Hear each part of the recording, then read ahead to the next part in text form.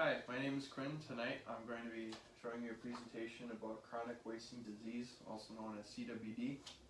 We'll be looking at what it is, what it looks like, does it matter, and a few ways to stop it.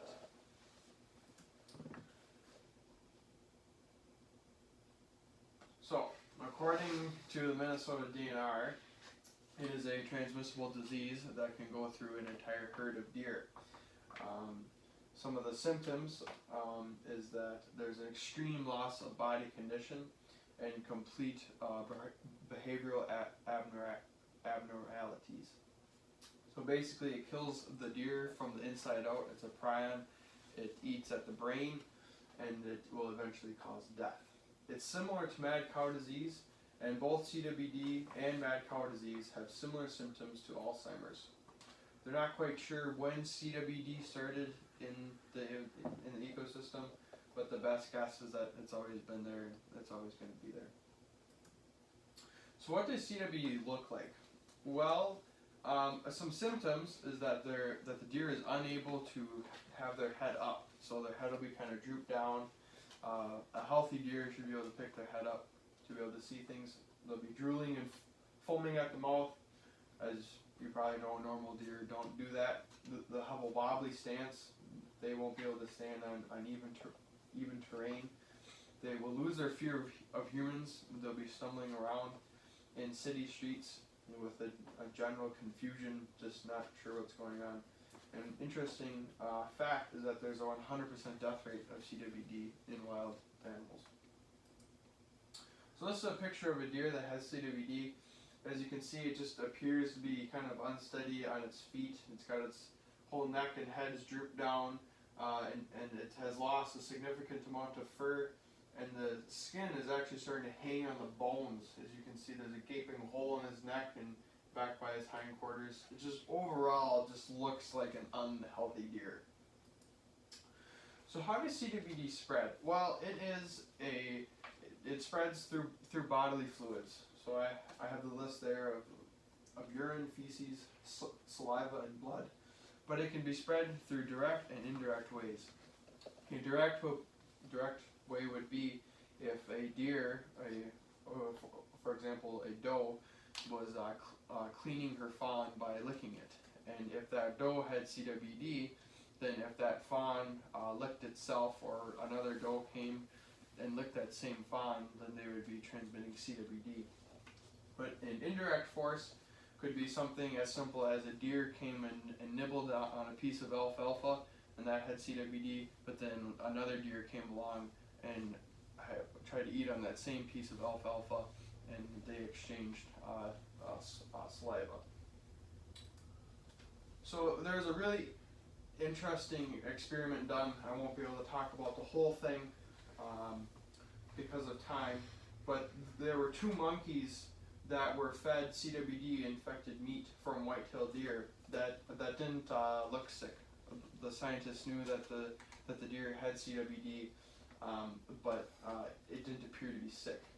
And these monkeys were thought to be just naturally immune to it, but 5.4 and 6.2 years after they were first being fed this deer meat, then they started showing very subtle signs of CWD, and so the monkeys were euthanized and they found CWD prions in their spinal cords.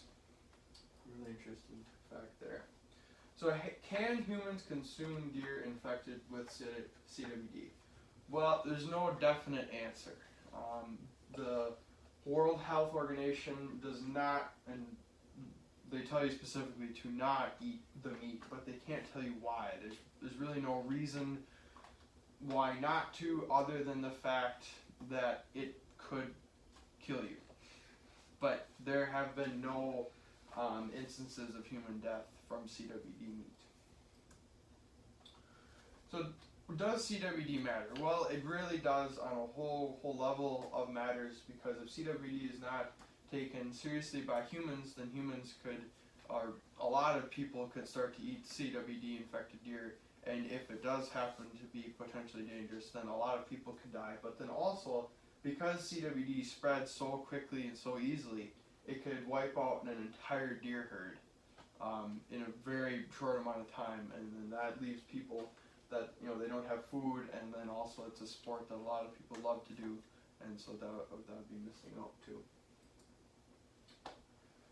So this is just another slide. It's also undetectable until its final stages as a prion, and you cannot kill a prion without at first killing the host. So in order to kill CWD, you have to kill the animal that's inhabiting. So as an idea, this is the state of Minnesota in 2017. In every county that has bred, over 1,000 deer were harvested in that county. So as you can see, vast majority of Minnesota is red, and this is the county that we happen to be in. That's Winona County, and that is red. So kind of an interesting fact there. So some of the problems that are causing CWD is overpopulation. There's so many deer, the more deer that you have, the more chances that you have for CWD. And so the solution is the culling of the deer herds. There's two extremes to the table. If you have too little deer, then other animals start coming in and taking their place, and that's not good. But also, if you have too many deer in an area that's unnatural, then that's A, starts to push out all the other animals, but then B, they start to have problems such as CWD. So culling the deer herd, that would be a very plausible solution to overpopulation. So this is a deer farm map of North America. So all these dots are deer farms. The yellow dots are deer farms that the deer have been culled in the park because they had CWD, and the red is the current CWD in deer parks. So what happens in a deer park is you have quite a number of deer confined in a small area. So if by chance one happened to have CWD, well, now all 10 or 12 of them or more of them all have CWD because they're all eating off the same food and in a small area, so the chances of contact skyrocket. And this is a problem because deer oftentimes can either escape deer farms or they are released into the wild. So now instead of one deer having CWD, you have anywhere from 5 to 50 deer that have CWD, and you just put them back in the wild. So as you can see, this can be a problem, and an easy sounding solution is that, well, just shut down the deer farms and not re-release the animals. But this is a double-edged sword, because not only does it kill jobs, but a lot of these deer farms are family traditions, and these people's lives are on the line of those farms. So what does all of this mean? Seems like a lot of information at the time. Well, CWD is a possible danger to the sport that a lot of people do and love. But if you do have a deer that has CWD, do not eat the meat. It can be dangerous to humans.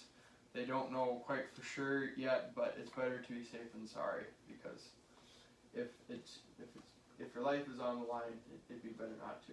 But then also too, I believe it's law now, but please have your game tested by the DNR, because that helps them track CWD and helps them to know what needs to be done in the future. So I hope you learned something about CWD and you can apply this to what you do.